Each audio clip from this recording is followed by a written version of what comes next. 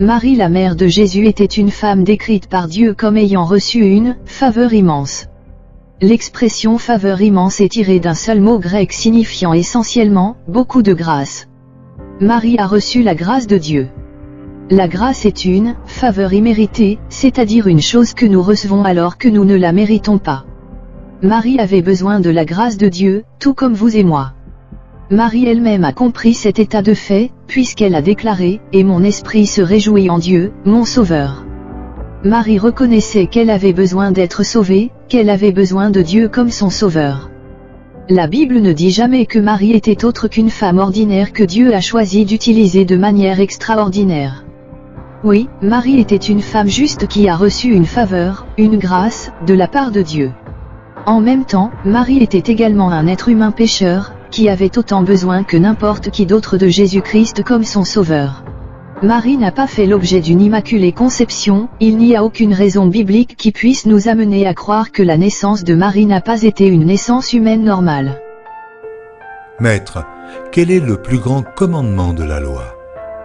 Jésus lui répondit, « Tu aimeras le Seigneur ton Dieu, de tout ton cœur, de toute ton âme et de toute ta pensée. » C'est le premier et le plus grand commandement. Je suis l'Éternel ton Dieu, qui t'ai fait sortir du pays d'Égypte, de la maison de servitude. Tu n'auras pas d'autre Dieu devant ma face. Tu ne te feras pas de statue, ni de représentation quelconque de ce qui est en haut dans les cieux, de ce qui est en bas sur la terre, et de ce qui est dans les eaux, plus bas que la terre. Tu ne te prosterneras pas devant elles, et tu ne leur rendras pas de culte. Car moi, l'Éternel ton Dieu, je suis un Dieu jaloux. Tu ne te prosterneras pas devant elles, et tu ne leur rendras pas de culte. Car moi, l'Éternel ton Dieu, je suis un Dieu jaloux.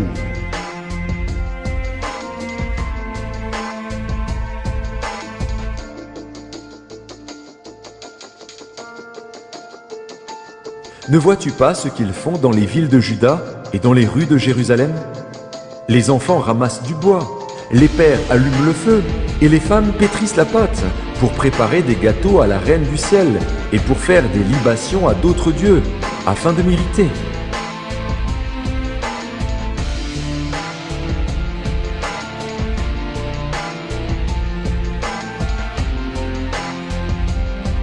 Marie était vierge lorsqu'elle a donné naissance à Jésus, mais l'idée de la virginité perpétuelle de Marie est non biblique. Matthieu déclare à propos de Joseph, mais il ne la connut point jusqu'à ce qu'elle eût enfanté un fils, auquel il donna le nom de Jésus.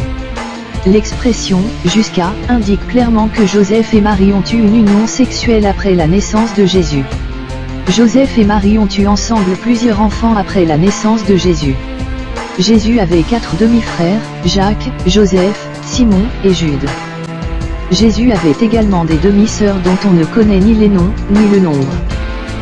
Dieu a béni Marie et lui a fait grâce en lui donnant plusieurs enfants, ce qui, dans leur culture, était un signe clair de la bénédiction de Dieu dans la vie d'une femme. Alors que Jésus parlait, une femme s'est écriée dans la foule, « Heureux le sein qui t'a porté. Heureuses les mamelles qui t'ont allaité. » Il n'y avait pas meilleure occasion pour Jésus de déclarer que Marie était vraiment digne de louange et d'adoration. Quelle a été la réponse de Jésus? Heureux plutôt ceux qui écoutent la parole de Dieu, et qui la gardent. Pour Jésus, l'obéissance à la parole de Dieu était plus importante que le fait d'être la femme qui l'avait enfantée. Les Écritures ne mentionnent nulle part Jésus ou quelqu'un d'autre adressant la louange, la gloire ou l'adoration à Marie. Élisabeth, une parente de Marie, a loué cette dernière, mais sa louange était basée sur le fait que Marie allait donner naissance à Jésus. Marie était là au pied de la croix à la mort de Jésus. Marie était avec les apôtres le jour de la Pentecôte, Actes 1.14. Mais Marie n'a plus jamais été mentionnée après le chapitre 1 du livre des Actes. Il n'apparaît nulle part que les apôtres ont confié un rôle prédominant à Marie. La mort de Marie ne figure pas dans la Bible. Il n'y a aucune trace de l'ascension de Marie ou d'un quelconque rôle exalté qu'elle joue dans le ciel. Marie doit être respectée en tant que la mère terrestre de Jésus, mais elle n'est pas digne de notre adoration. La Bible ne dit nulle part que Marie peut entendre nos prières, ou qu'elle peut servir de médiateur entre Dieu et nous. Jésus est notre seul avocat et médiateur dans le ciel. Si elle se voyait adorer ou prier, Marie dirait la même chose que les anges, adore Dieu.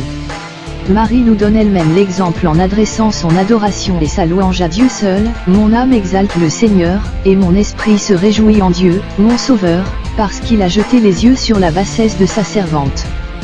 Car voici, désormais toutes les générations me diront bienheureuse, parce que le Tout-Puissant a fait pour moi de grandes choses. Son nom est saint.